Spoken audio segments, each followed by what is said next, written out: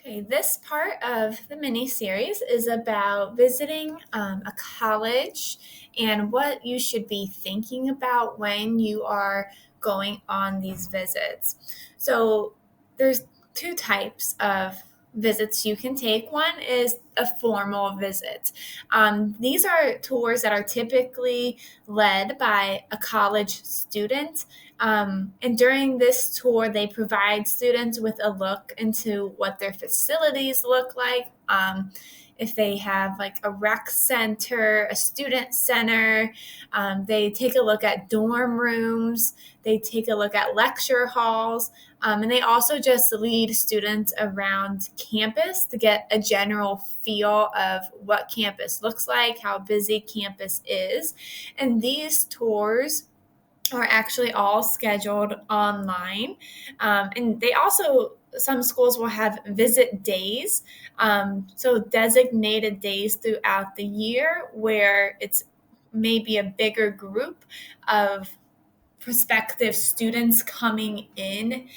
Sometimes they also host visit days for specific programs. So, for example, Akron University is going to be hosting a virtual visit day in the upcoming weeks for their engineering program. So, if there's a specific program your student is looking into for that school, it might be in their best interest to plan a visit day around that time. Um, so, also during these visits, you can meet with an admissions counselor typically, and just kind of go over, the frequently asked questions about the admissions process when they become seniors and are looking for that. So, what are some things that they look for when they're reviewing applications? You could ask them. If your student has a unique scenario, that maybe doesn't reflect who they are fully as a student, you could certainly run that scenario by one of their admissions staff and ask them, how would that be taken into consideration when you're reviewing my application? Sometimes you can also attend a class. So here at Aurora, typically our classes are 25 students or less, usually less than that per class, which is great. So, but on the other hand, many of our kids haven't sat in on that big lecture class where there could be 100 plus students.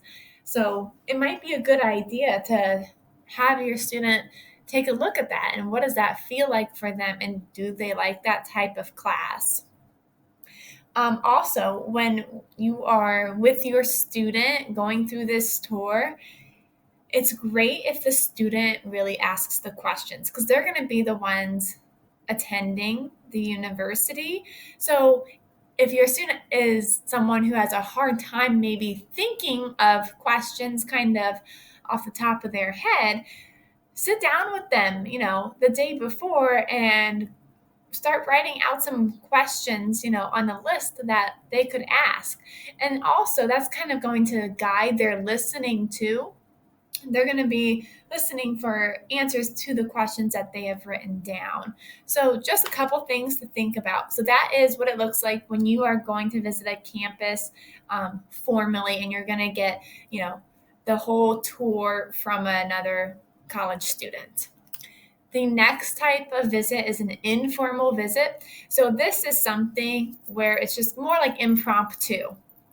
I always encourage families to plan accordingly. So, for example, if you're going to make a weekend out of it, you could visit OSU one day, then the next day you could visit Otterbein, or you could even technically see both in the same day. However, they both may not be able to be that formal visit. So, if you took the formal visit with Ohio State, on your way back home, you could stop at Otterbein, maybe for lunch or just to walk around campus and see what other current students are doing. It's actually one of my favorite ways to visit a campus just because I feel like you really do get a better sense of the students day to day who are on campus. I really think that that's important, so think about that as a way to kind of gain that more like, is this the right fit for me feeling? How do they feel on campus when it's not so regimented like the formal tours? It also is a great idea that even if you did do a formal tour on campus, it's absolutely a great idea to do an informal tour. Sometimes that is the deciding factor for students. It's also, I think, good to go on a day when that university is going to be in session. So, for example, a lot of times their winter break starts a lot sooner and goes on a lot longer than our winter break here at the high school. So that may not be the best time to go see the campus. A lot of times, though, their spring break does not coincide with our spring break, or they may not get some of those teacher like the NEOEA day in October, they may not get, those kind of days off.